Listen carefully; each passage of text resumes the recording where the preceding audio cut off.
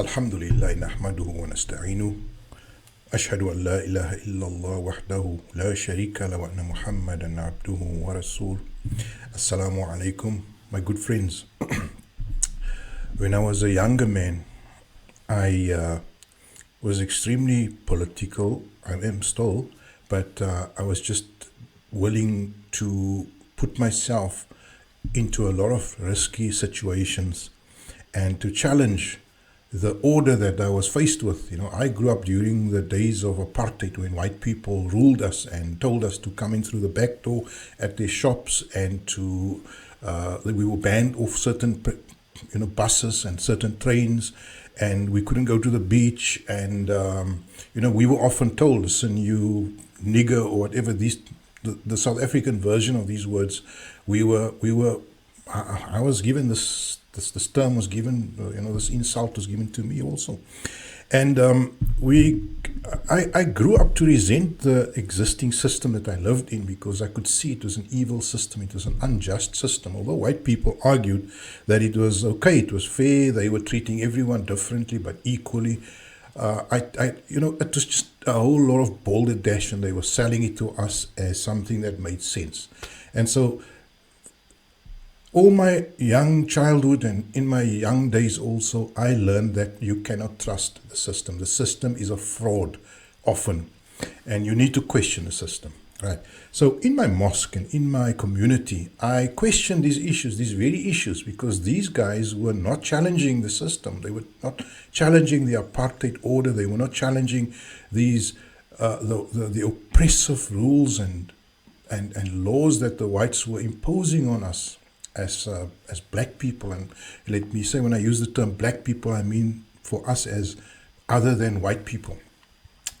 So I grew up to challenge the system, and I became involved, and I was, as I've mentioned to you earlier, I was at times arrested by the security police of the white apartheid system, and I was kept in detention, and I was interrogated, and still I couldn't get my community of Muslim people to become interested in challenging the system. In fact, what they did was they used to ban any discussion of politics in the mosque. They used to make the mosque no-go areas. Once I organized an event in not the mosque, there's an adjacent structure which is called the madrasa, which is a place where normally meetings and stuff are held. And I invited a few political activists, and we wanted to have a public meeting to inform the Muslims about what is going on in politics. And these guys, they promised us that we could use the mosque, this madrasa, this adjoining building. And the people pitched up on the Sunday, it was a Sunday, and the people pitched up, and we had a crowd of people standing there. And the mosque committee trustees, they kept the building locked, and they ran away with the keys. And I mean, we obviously were not going to break down any doors. And to my severe embarrassment, I stood there, and I, with my guests and with the invited speakers and with the public that had come to attend this function, for which we had received permission, and I still remember the names of the culprits, and I'm not going to mention it. I think that some of them have passed on. But what a disgrace. I mean, they ran away with the keys. They were uncontactable. They went, as we say today, they ghosted us. And I had to, with an embarrassed face, being completely mortified, I had to face my guests and all the attendees and tell them that the place is no longer available. And we couldn't get an alternative within such short notice. But the point I'm trying to make is not about the attitude of the Muslims, and how they refuse to question what they have been taught. Because what happened is, that was a Sunday, right? That I had to face this kind of insult, this kind of abuse from these people. And then the next Friday, and they don't really allow for discussion and meeting with the head of this congregation. So on the next opportunity I had was the next Friday, when I was sitting in the mosque, and it was a Friday Jumu'ah, the Friday assembly, and I was sitting in the mosque, and I tried to move as far to the front as possible. I sat about 3 or 4 rows from the front. And well, lo and behold, that particular Friday, the topic of the lecture, I remember the topic of the lecture was turning your back on a fellow Muslim. And the word that I learned that day, the Arabic word that I learned was the dubur. I remember this very, very clearly. And this priest was going on and on about you should never show somebody your dubur, your back. You should never turn around and walk away from your fellow Muslim. And I listened to him very, very carefully. And then at the end of the sermon, when he was done, and he finished off, when he went to sit down, I put my hand up. And I asked this guy, this priest, excuse me, may I ask a question? And he turned around in a state of almost like being completely flabbergasted and surprised. And he told me, no, we don't allow questions here. And I said, no, but it's something very pertinent, sir. Last Sunday, somebody turned their backs on us. We got permission to use this madrasa, this adjoining building, and one of the members of the committee, of the mosque committee, of the trustees, they ignored us, and they just went AWOL and disappeared, and we were left here with all the guests coming from the city and from all over, and the place was inaccessible. And suddenly a group of people, there's always the mafia, and some of these mafia or the henchmen, the guys who are more committed than the priest, these zealots. So some of them were rising, and I could notice from the side of my eyes that they were rising, and they were descending on me. And I knew what was happening, I was going to get chucked out today. And as I was speaking, the voices just came over me, and people were shouting at me, hey, shut up, man. This is not the place for you to speak. Who the hell are you? And some people just descended on me, and I felt them lifting me on, and I was just dragged out and, just pushed outside the building. Not like the movies where you get flung or thrown out in the street, but I was pretty much similar to that. I was just thrown out to the mosque. And that is the type of behavior that I have grown up with. And so if you look at my videos and you look at me questioning the attitude of Muslims, then you must keep in mind that these are the sad experiences, where I had to see what this community really is made of. They are unwilling to question the social order, which is clearly an evil, corrupt social order, that of apartheid. Secondly, if anyone else has the courage and the guts to question it, and I will say that really myself and many of my generation and some of my friends and colleagues and comrades and in South Africa, if you call each other comrade, doesn't mean you're a communist, by the way. We just use that term here for any close friend. But many of our brothers in faith, our brothers in the struggle, our brothers in the trenches, we felt so let down by the clergy, and the clergy also being supported by the congregations. These congregations were completely indifferent to the suffering of the masses. Now, because that wasn't the isolated and only incident. There were other incidents also. Like, for example, the day, as time went on, me and my fellow people that were in the same kind of camp, we became a thorn in the flesh of the priest, and the priest and his generation and all his followers and so on, and generally 80% of the community. And one other incident I remember was, besides all the hinting from the using the mosque platform for a political objective, besides that, they would often, go and have prayer sessions. At least on one occasion, let me be more specific. On one occasion, there was a prayer session.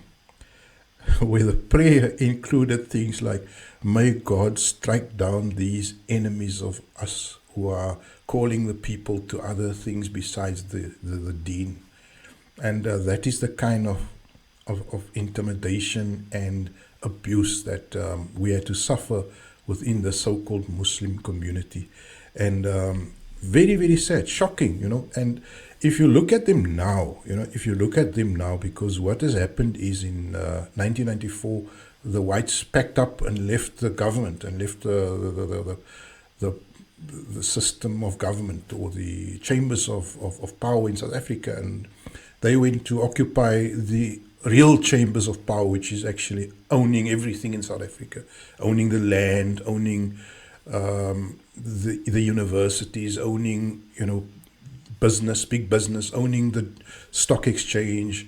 So they retreated back to the real sources of power, owning the economy, and they left the blacks of South Africa to use the parliament and to use the seats of government, and unfortunately, it didn't go that well. But the noticeable thing is that these Muslims were then disinterested in challenging that corrupt system, that apartheid system, are the same Muslims who now invite the black government, the leaders of the black government, to come and address them in their mosques on a Friday.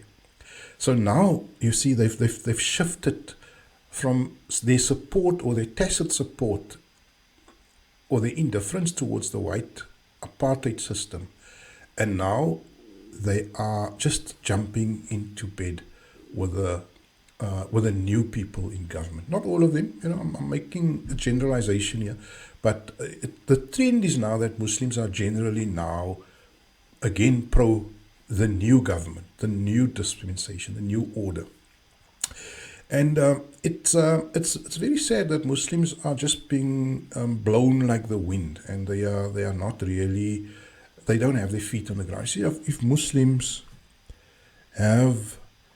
they feel that if they are able to make their 5 salahs a day, which is a misinterpretation of the word salah, if they are able to wear their costumes, which is the women's costumes and the male version of the Muslim costume, if they are allowed to wear partially their costumes, or at least some sort of headgear, if they are allowed to speak and to pray in their mosques, then they have fulfilled their duty as a Muslim on this planet, and they can die peacefully, and that they have done what they are supposed to do.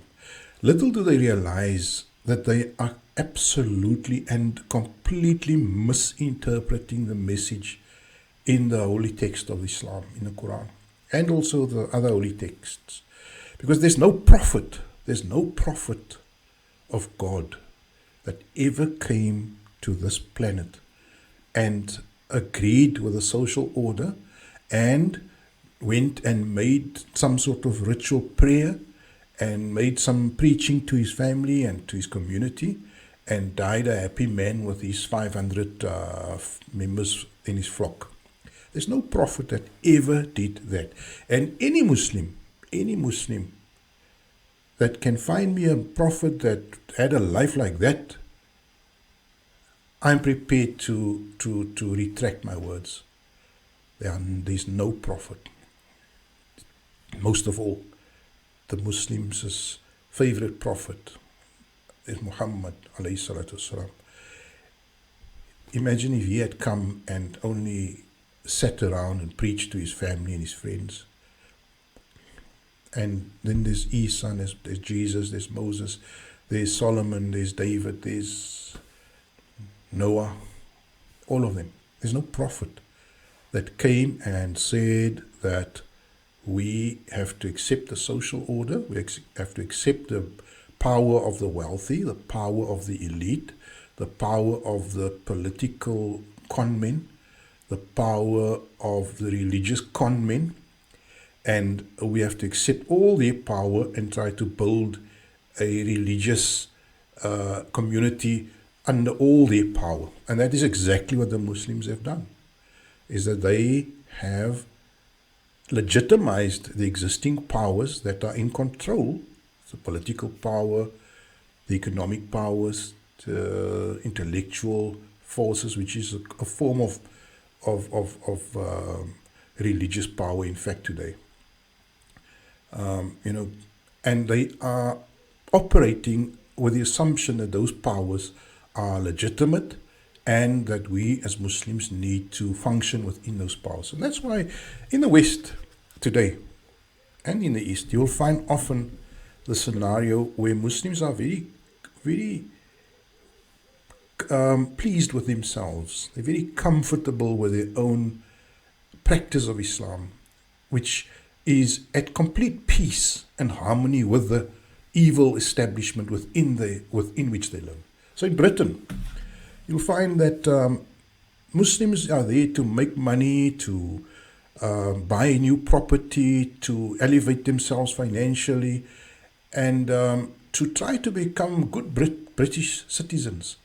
But with the assumption that the existing British social order, which is basically an elitist system that is based on the exploitation of average British people by the wealthy, by the elite, and by foreign poorer nations. That is how Britain establishes itself, is by the exploitation of other countries like South Africa and other African countries. And by those means, they prop up their own elite. We are very aware of the machinations of the British, because we've often been at the worst end of the stick when it comes to Britain and their foreign policy. In the 90s, for example, later 90s, we had the son of Margaret Thatcher living just 5 kilometers or 10 kilometers from where I'm sitting now, in a very, very prestigious elite neighborhood. Mark Thatcher, I believe is his name. He was living just 5 or 10 kilometers from here, in a suburb called Constantia. You can read it up. From where he directed and controlled the flow of arms and money in the exploitation or the robbing or the exportation of blood diamonds from the Democratic Republic of the Congo. And from where the smuggling of diamonds, where he basically oversaw that smuggling of diamonds. And so, how many Muslims in Britain ever question the foreign policy of they'll question it when it comes to Palestine, They'll question it when it comes to Palestine. That's the only cause that wakes up the Muslims, is Palestine. When you show them, but look, in Africa we also have people being killed and massacred, even Muslims. I know, but never mind if it's not Muslims. DRC, for example, Britain is involved there. What's your view on that? They don't have a view. They don't question the politics. They will question Palestine. And they will question it. They will never really go over into real action. So they will, so the Muslims are really people today, by and large, 80% of them are people who comply with a dominant, corrupt social order. And what I said for Britain counts for America also. You have numerous American Muslims, 80% of them, are trying to be more American than the Americans. They've got absolutely no qualms with the way America has established itself. How the origins of America and how America maintains itself through its overseas escapades, its wars, its mayhem that it spreads in other countries, the chaos it creates in other countries. Inside its own country, how it disables and oppresses the black people or various other groupings within America, even whites. In America, they're not racist discriminators. Any person is equally worthy of being killed and oppressed, white or black. And I think that's one thing that the Black Lives Matter people in America should learn, is that they are an equal opportunity oppressor. America today, the deep state, was really the state, is an equal opportunity oppressor. It doesn't matter if you're white or black. It just matters whether you are prepared to comply and bend the knee to the deep state. So you can be Donald Trump with $5 billion in the bank, or you can be the followers, you can be the Christian majority in the Bible Belt, you can be the majority of voters. They don't care. They are there to maintain their evil grip on America and on the world. And now the question to Muslims is, why do you comply? Why do you, there's a good word, that I don't like using these words. Why do you acquiesce? Why do you go along with it peacefully? When are you going to question it? When are you going to challenge it? Are you not a citizen? Are you not able or willing to challenge? Are you not don't you have the right to challenge? And so the question to you is, and all other Western countries in the same way that Muslims are complying and acquiescing and going along with these evil regimes, my country, Western countries, I'm questioning, where is your Islam? The Islam of the prophets, the Islam of the Qur'an, the Islam that says, and why وَمَا لَكُمْ لَا تُقَاتِلُونَ فِي سَبِيلِ اللَّهِ وَالْمُسْتَضْعَفِينَ. And why is it that you do not combat in the cause of God and of the oppressed? Why do you not engage in fighting or in combat? And in this way, when the Quran uses that sense, yuqatilun, it doesn't mean always military or armed conflict. Yes, when the enemy pulls out the heavy guns, it does then mean armed conflict. But as long as the enemy are not pulling out heavy guns, it is a conflict that is a verbal conflict. And that is what we need to engage in. Like the Black Power movement of the 60s in America, the Black Panthers, Malcolm X, and in the time of the civil rights struggle in America, they were prepared to challenge the system by non-violent means. But they were also very, very ready to switch to violent means if the system made that choice. They were not going to make that choice. So my call is to Muslims is that, we cannot peacefully coexist with the criminal elite, with the criminal political elite, economic elite, and religious elite, and the intellectual elite. We cannot coexist peacefully. We need to engage them. We need to challenge them.